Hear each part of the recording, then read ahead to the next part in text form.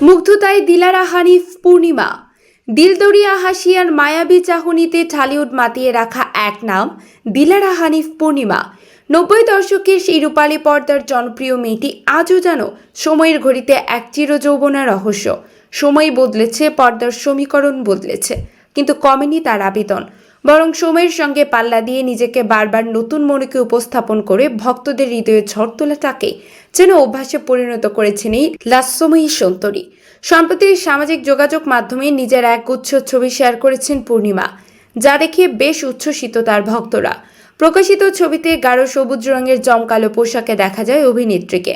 পোশাক জুড়ে ছিল সোনালী নকশার সূক্ষ্ম কারুকাজ, যা তার সৌন্দর্যকে আরও রাজকীয় করে তুলেছে।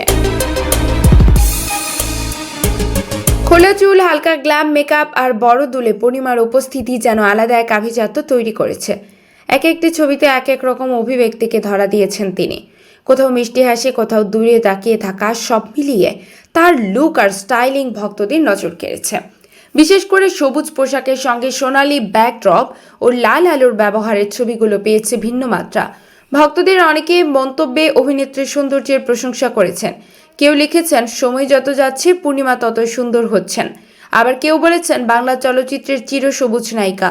প্রসঙ্গত, পূর্ণিমা চলচ্চিত্রে পা রাখেন জাকির হোসেন রাজু পরিচালিত এ জীবন তোমার আমার দিয়ে।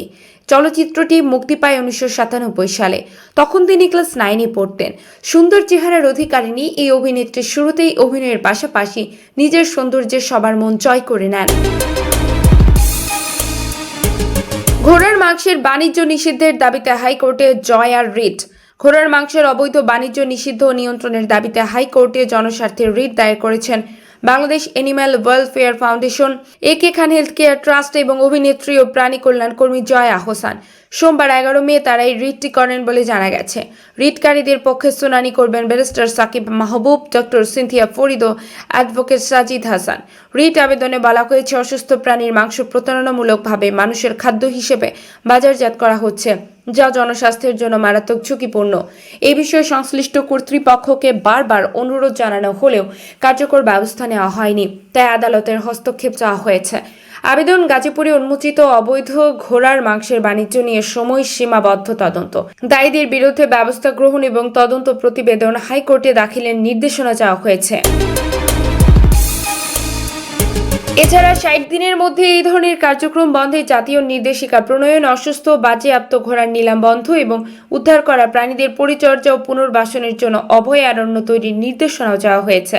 আইনজীবীদের তথ্য অনুযায়ী 2025 সালের নভেম্বরের শুরুতে গাজীপুর জেলা প্রশাসন, প্রাণী সম্পদ অধিদপ্তর, র্যাব 1 ও পুলিশের যৌথ অভিযানে একটি তুলা কারখানায় অবৈধ জবাইখানার অস্তিত্ব পাওয়া যায়। সেখানে 36টি অসুস্থ ঘোড়া, 8টি জবাইকৃত ঘোড়ার মৃতদেহ এবং বিপুল পরিমাণ মাংস উদ্ধার করা হয়। উদ্ধারকৃত প্রাণীগুলো অপুষ্টি, সংক্রমণ, উন্মুক্ত ক্ষত ও নানা রোগ আক্রান্তে ছিল।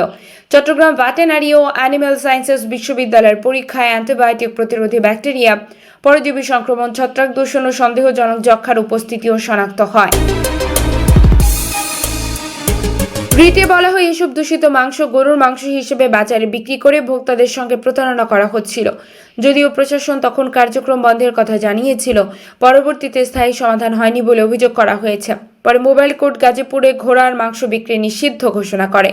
রিটকারীদের দাবি, এ ঘটনায় জড়িতদের শনাক্ত, গ্রেফতারে কার্যকর পদক্ষেপ নেওয়া হয়নি।